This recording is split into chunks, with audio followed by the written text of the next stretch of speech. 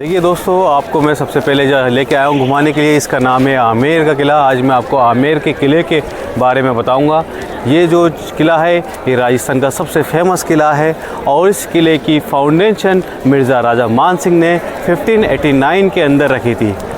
इसको आमेर का किला इसलिए बोला जाता है क्योंकि जब जयपुर शहर नहीं बसा हुआ था उससे पहले आमेर बसा हुआ था और आमेर के अंदर ये किला बना हुआ है, इसलिए इसे आमेर का किला कहा जाता है। आमेर के किले के अंदर सबसे पहले हम जिस जगह पे खड़े हैं इस जगह का नाम है जलेब चौक। जलेब एक पर्शियन वर्ड होता है जिसका मतलब होता है परेड ग्राउंड। ये राजा का परेड ग्राउंड हुआ करता था। यहाँ पे राजा की रॉयल परेड हुआ करती थी। आमेर में एंट्रेंस करने के लिए आपको यहाँ पे सामने एक गेट दिखाई दे रहा है। जब आप सामने से पैदल की तरफ आप आते हैं तो ये गेट आपको नज़र आता है। इस गेट का नाम है सूरज पोल गेट। इस गेट को सूरज पोल गेट इसलिए बोलते हैं क्योंकि ये सन फेसिंग में है, इसलिए इसको सूरज पोल गेट कहा जाता है। इस गेट से राजा के दोस्त और उसके रिश्तेदार इस गेट से एंट्रेंस किया करते थे।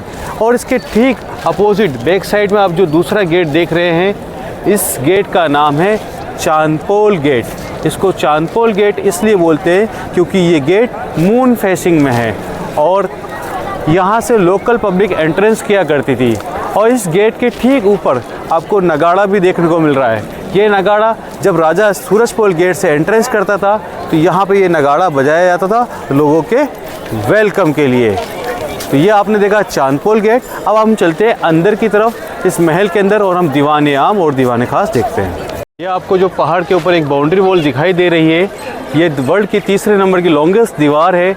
ये इस फोर्ट के प्रोटेक्शन के लिए बनाई गई थी। राजा जयसिंह जी ने चाइना वॉल से इंस्पायर्ड होकर इस बाउंड्री वॉल को बनवाया था।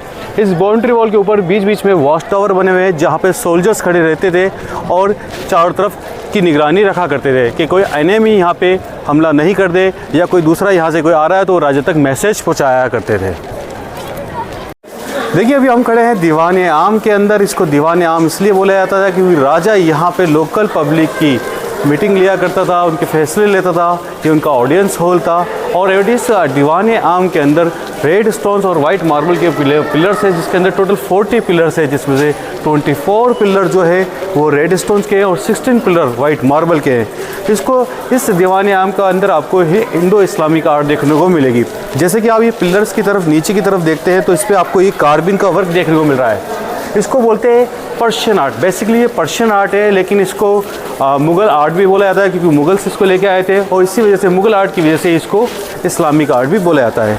इस पिलर्स के ऊपर की तरफ आप जब देखेंगे तो आपको गणेश जी का सिंबल देखने को मिलेगा, यानी कि गणेश जी का सिंबल हाथी।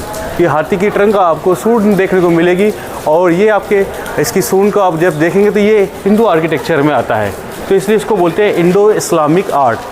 आमेर रियासत के अंदर 27 रियासतें और हुआ करती थी और उन 27 रियासत के 27 जमींदार या 27 मिनिस्टर्स यहाँ बैठा करते थे और वो राजा को टैक्स देते थे या राजा उनके बारे में जो भी डिसीजन लेता था, फैसले लेता था, उसको वो यहाँ पे बैठकर नोट डाउन किया करते थे। इसलिए इसको बोलते हैं 27 कचेरी। और 27 कचेरी की तरफ से जब आगे की तरफ आप आएंगे तो ये 27 कचेरी के अंदर ये पिलर से इसके ऊपर आपको ये आराइश वर्क देखने को मिलेगा। इस वर्क को बोलते हैं आराइश वर्क, जिसमें चूना, अंडा, इसे इन सब का लेप मिला के इस पर लगाया जाता था। और जब इस 27 कचेरी की तरफ से आप बैक साइड में पीछे की तरफ देखें तो बहुत खूबसूरत व्यू देखने को मिलेगा, जिसको बोलते हैं केसर क्यारी। ये है केसर क्यारी और केसर के पेड़ यहाँ पे राजा मान सिंह जी को केसर बहुत पसंद थी, इसलिए उन्होंने केसर के पेड़ यहाँ पे लगाए। लेकिन चूँकि केसर जो है सर्दी वाली जगह, कश्मीर जैसी जगहों पे, ठंड की जगहों पे उगती है और यहाँ का टेम्परेचर बहुत ज़्यादा गर्म रहता है, इसलिए सिर्फ उस जगह का नाम रह गया केसर क्यारी और केसर के पेड़ यहाँ नहीं उग पाए। 400 साल पहले भी टर्किश बाथ हमाम यहाँ पे हुआ करते थे। आपको मैं दिखाता हूँ राजाओं का और रानियों का हमाम, के राजा रानी किस तरह से स्टीम बाथ यहाँ पे लिया करते थे। आइए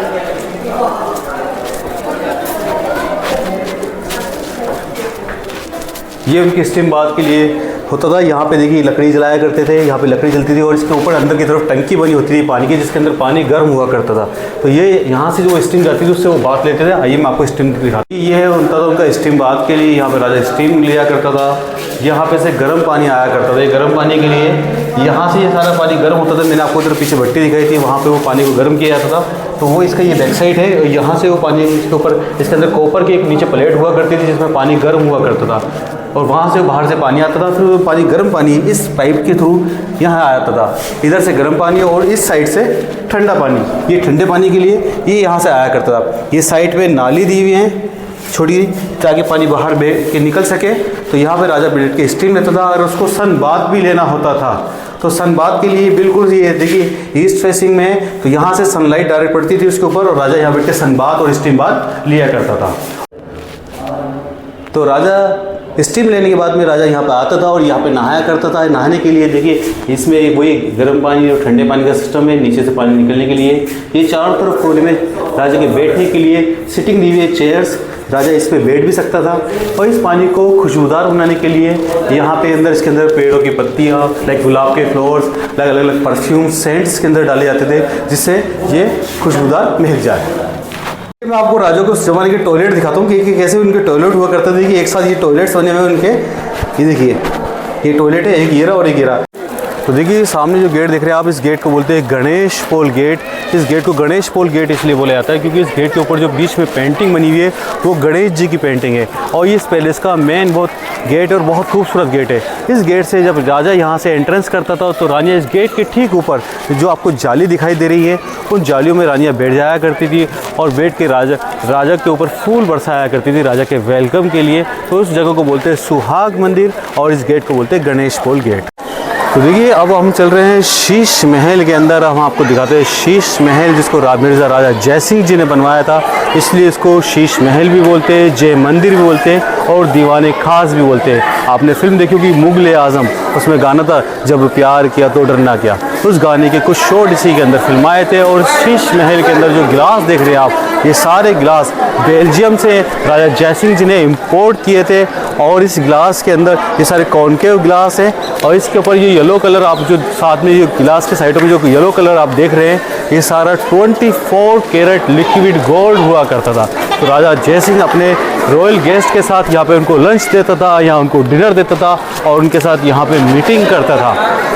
और इसी के साथ साथ इस राजा सर्दी के टाइम में यहाँ पे रहता था, अपनी रानियों के साथ इसमें रहता था।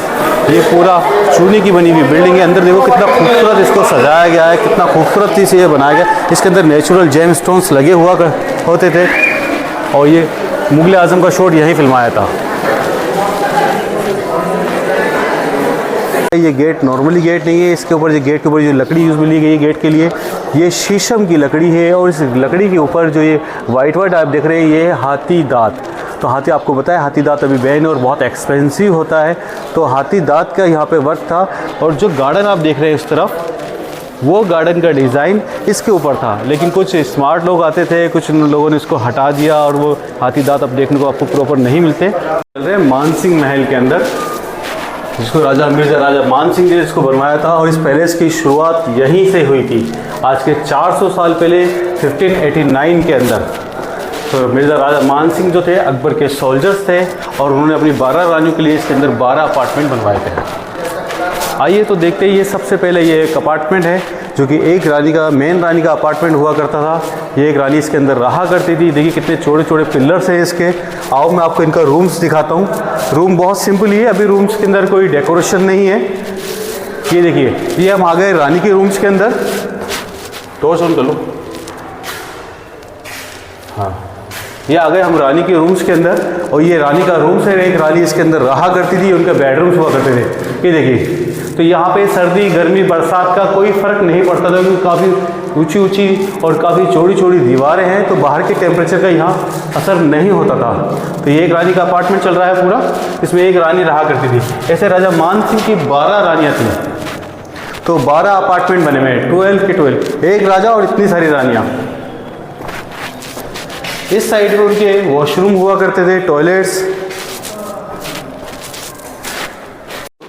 तो अब मैं आपको दिखा रहा हूँ रानी का बाथटब, जिसमें रानी नहाया करती थी। रानी इसके अंदर नहाती थी और ठीक इसके ऊपर की तरफ आप देखेंगे वो मार्बल वाला, उसमें राजा मान सिंह जी खुद रहा करते थे और राजा का अपार्टमेंट था। तो वो सामने आप जो देख रहे हैं जगह, वहाँ पे लेडीज़ गार्ड खड़ी रहती थी इस फोर्ट की निगरानी के लिए, इस चलाना खाने की निगरानी के लिए। और ठीक इसके ऊपर जो वाच टावर बने हुए, वहाँ पे किन्नर, थर्ड जेंडर आप समझते, वहाँ किन्नर खड़े रहते थे इसकी निगरानी के लिए। तो इसमें किसी जेंट्स की परमिशन नहीं हुआ करती थी।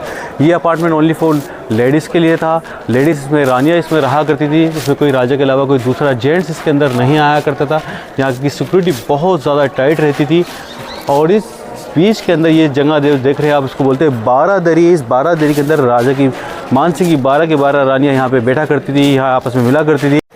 तो देखिए राजा मान सिंह जी की 12 रानियाँ थी। अब राजा मान सिंह एक रानी से मिलेंगे तो दूसरी रानी को बुरा लगेगा, दूसरे से मिलेंगे तो तीसरी को बुरा लगेगा। इसलिए राजा मान सिंह जी ने ये पैसेज बनाया, ये गैलरी, ये राजा मान सिंह जी के रूम से स्टार्ट होती है और सभी 12 रानी के रूम्स में को कनेक्ट करती है। तो राजा को जिस रानी से मिलना होता था वो इस रास्ते से रानी को अपने रूम से बुला लिया करता था, ताकि दूसरी रानी को पता नहीं चले कि राजा किस रानी के साथ है और उनमें कोई लड़ाई झगड़ा या कोई फाइट नहीं हो।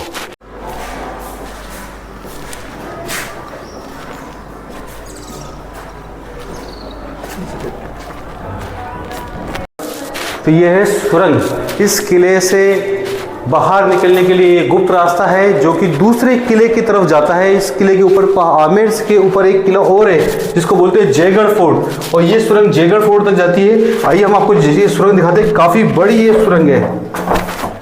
यहाँ पर आपको जब नीचे उतरना होगा तो बड़े ध्यान से उतरना होगा, क्योंकि पुराने टाइम के बने हुए ये रास्ते हैं पत्थरों के। काफ़ी सारी चमगादड़ भी हैं। आइए, आपको बहुत ध्यान से उतरना होगा। तो हम आपको दिखा रहे हैं सुरंग, और देखिए सुरंग कितनी बड़ी है। ये आगे तक जा रही है, वहाँ जाके ख़त्म होती है इस पैलेस में। यहाँ से स्टार्ट हो रही है सुरंग। अभी तो ये देखिए सुरंग इतनी बड़ी है कि एक हाथी आराम से इसके अंदर से निकल सकता है। इतनी बड़ी सुरंग है कि एक हाथी इसके अंदर से निकल सकता है। काफ़ी इसकी चौड़ाई है, लगभग 8 से 10 फीट की इसकी चौड़ाई है सुरंग की। ये सुरंग पहाड़ के अंदर अंदर होती हुई और ऊपर लास्ट में जयगढ़ फोर्ट तक जाती है। तो जब राजाओं को अगर उनको लगे कि हम पे हमला होने वाला है या कोई हम पे हमला कर देगा, तो वो इस अटैक के टाइम में वो यहाँ से बाहर निकल जाएंगे। राजों के टाइम की ना हो के जोधा अकबर मूवी की कड़ाव है। जब इस पैलेस में शूटिंग हुई थी तो यहाँ जोधा अकबर मूवी का डायरेक्टर इस पैलेस को ये कड़ाव गिफ्ट कर गया था। तब से ये कड़ाव यहीं रखी हुई है।